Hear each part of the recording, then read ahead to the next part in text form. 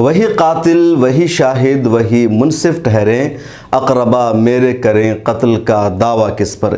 ये शेर आप अक्सर सुनते हैं तकरीरों में, महफ़िलों में, लेकिन आज के मौजूदा हिंदुस्तान में आपको इस शेर का सही मतलब समझ में आ जाएगा कि जो लोग मुसलमानों के कातिल है वही शाहिद भी है वही मुनसिफ भी हैं। मुसलमान जाए तो कहाँ जाए, किससे मदद की फरियाद करें।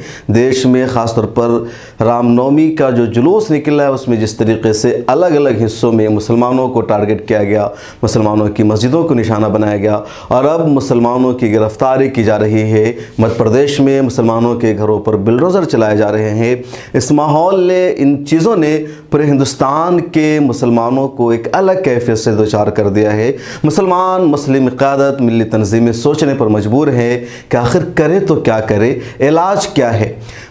मध्य प्रदेश में तो जो कुछ हो रहा है उसका तसव्वुर भी नहीं किया गया था। मध्य प्रदेश के खरगोन में तालाब चौक पर शरपसंद अनासिर रामनवमी के जुलूस में शरीक होते हैं। मस्जिद के पास पहुंच करके वो नारे लगाते हैं, जय श्री राम बोलते हैं। नमाज और अज़ान का वक्त हो जाता है, उनसे खामोश रहने को कहा जाता है, वो चुप नहीं रहते हैं। वहाँ जितने हिंदू हैं वहीं 37% मुसलमान भी वहाँ हैं। उन सब के बावजूद मुसलमान उनसे रिक्वेस्ट करते आप चले जाए, वो लोग नहीं जाते हैं। बात तसादुम तक पहुँच जाती है, आपस में दोनों ग्रुप भिड़ जाता है और उसके बाद फिर मुसलमानों के घरों पर पथराव शुरू हो जाता है।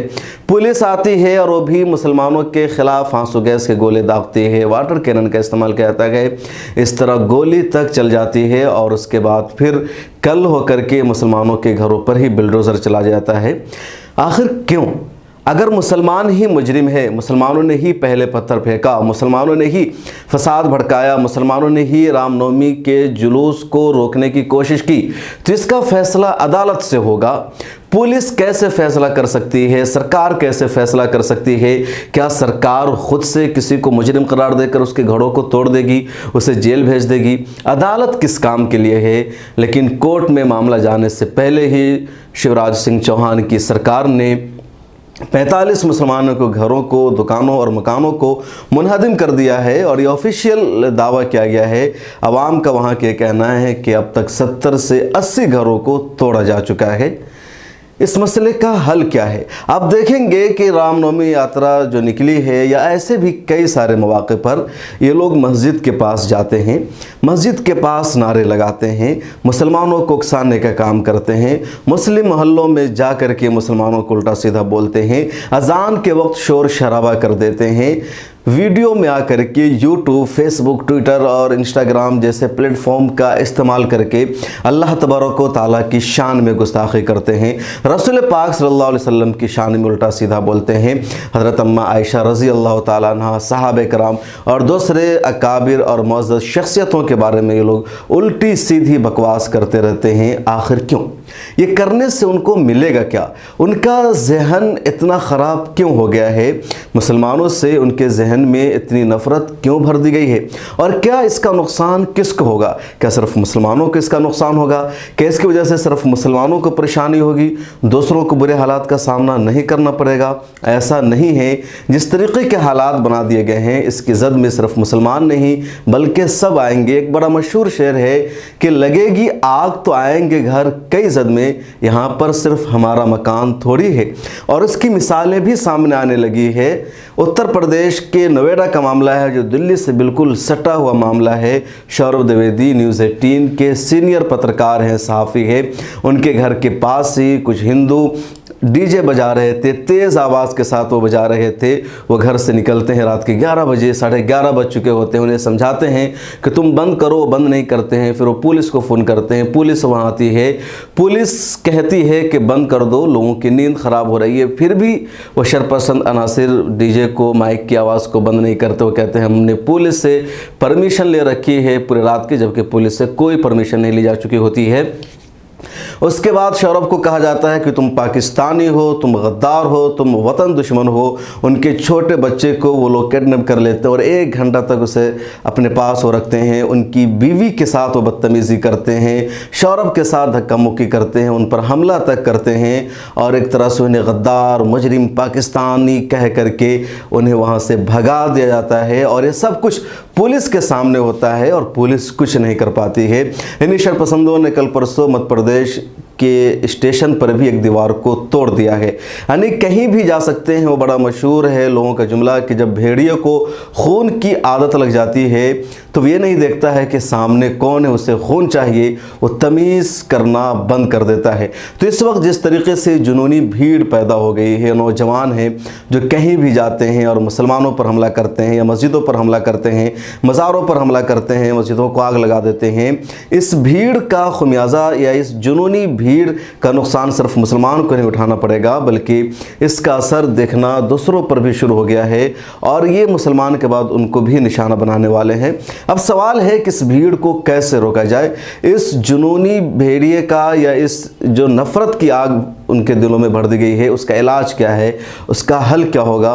मुझे लगता है कि all India Muslim league council के सेक्रेटरी जनरल डॉक्टर मंजूर आलम ने कल मीडिया को जो एक प्रेस रिलीज़ जारी करके कहा है उस पर अमल करने की बहुत ज़्यादा ज़रूरत है। यानी ये मसला मुसलमानों का नहीं, हिंदू समाज का है। मुसलमानों को हमेशा सताया गया है। हलाको खान, चंगेज़ खान जैसे जालिमों की एक लंबी फहरिस्त जिन्होंने इस्लाम का नाम और निशान मिटाने की कोशिश की, मुसलमानों को निस्तो नाबूद करने की कोशिश की, मिलियन मुसलमानों का कत्ल किया, लेकिन मुसलमान आज भी दुनिया में बढ़ते जा रहे हैं। ये जो नफरती भीड़ है इससे खुद हिंदुत्व का नुकसान हो रहा है, हिंदू धर्म की छवि खराब हो रही है और हिंदू धर्म पर एक आतंक फैलाने जैसा आरोप लग रहा है, हालांकि ऐसा बिल्कुल भी नहीं है। तो ये सब हिंदू धर्म की छवि खराब हो रही है। इसलिए जो हिंदू धर्म के मजहबी रहनुमा हैं उन्हें सामने आना चाहिए। श्री श्री रविशंकर, बाबा राम महंत, शंकराचार्य जैसे लोग हैं जो बड़े बड़े महंत हैं, बड़े बड़े शंकराचार्य हैं, उन्हें सामने आना चाहिए और इन लोगों को समझाना चाहिए कि तुम लोग जो कुछ कर रहे हो ये दहशतगर्दी है या आतंकवाद है। इससे हिंदू धर्म की बदनामी हो रही है, दुनिया भर में हिंदू की जो इमेज है वो ख़राब हो रही है। तुम ऐसा नहीं कर सकते हो। आपको याद होगा जब अलकायदा या उससे पहले अल-बगदादी और कई सारे मुसलमान जो आए जो दहशतगर्दी कर रहे थे, जिन पर इल्ज़ाम लग रहा था दहशतगर्दाना सरगर्मियों को अंजाम देने का, और मुसलमानों की छवि ख़राब हो रही थी, इस्लाम पर इल्ज़ाम लग रहा था दहशतगर्दी को फ़रोग़ देने का। तब साल 2007 में दारुल उलूम देवबंद ने दहशतगर्दी मुखालिफ कॉन्फ्रेंस की थी और कहा था इस्लाम का दहशतगर्दी से कोई ताल्लुक़ नहीं है, दहशतगर्दी का कोई मज़हब नहीं होता है। आज के हिंदुस्तान में एक मरतबा फिर दहशतगर्दी को एक मज़हब से जोड़ दिया गया है और वो मज़हब हिंदू धर्म है। इसलिए जो हिंदुओं के मजहबी रहनुमा हैं उन्हें सामने आना चाहिए और इन सब को समझाना चाहिए, रोकना चाहिए कि तुम लोग जो कुछ कर रहे हो उसका हिंदू धर्म से कोई ताल्लुक़ नहीं है। बिल्कुल भी भगवान राम ये नहीं चाहते थे कि उनके नाम पर जुलूस निकले और मस्जिद के पास अजान के वक्त जाकर के उनके नाम का नारा लगाया जाए, मुसलमानों के घरों पर पथराव किया जाए, मस्जिद पर भगवा झंडा लगा दिया जाए। ऐसा वो बिल्कुल भी नहीं चाहते थे। इसलिए जो हिंदू मजहबी रहनुमा है उनको सामने आना चाहिए। कुछ जर्नलिस्ट है, कुछ एक्टिविस्ट है जो हिंदू नाम वाले हैं, वो हमेशा बोलते रहते हैं, उनकी बातों की कोई अहमियत नहीं होती है, ख्वाह अजीत अंजुम हो, साक्षी जोशी हो, ऐसे लोग जर्नलिस्ट है, बोलते हैं पहले से ही इनका कम्युनिटी की तरफ से बायकॉट किया जा चुका है। तो जो रियल में हिंदू मजहबी रहनुमा है उन्हें अपनी जिम्मेदारी निभानी चाहिए। मिल्लत टाइम्स को आपकी ज़रूरत है, हमारी आप माली मदद करें।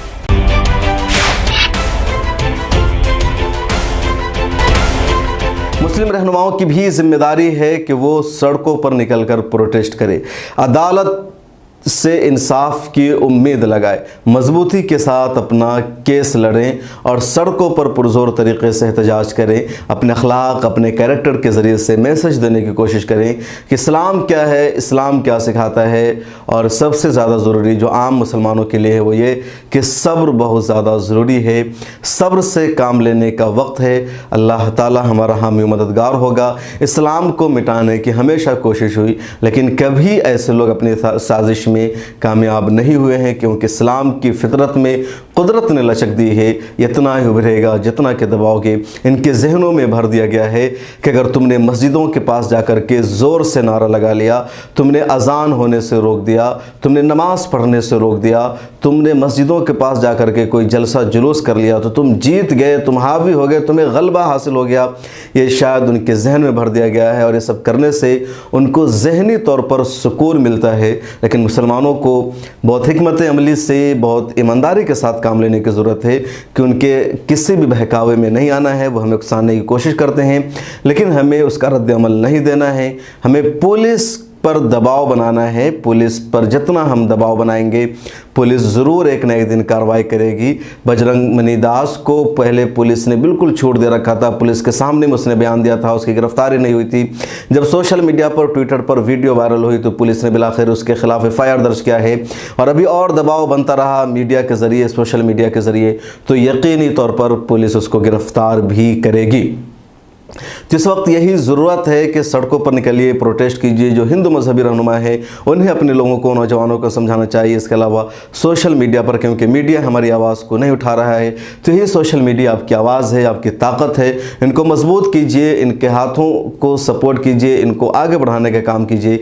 यहीं से जब चीज़ें आएंगी, जब अच्छे अंदाज में आप अपनी चीज़ों को दुनिया के सामने पेश करेंगे, तो यकीनन प्रशासन को, पुलिस को ना चाहते हुए भी मजबूर होना पड़ेगा और एक्शन लेना होगा।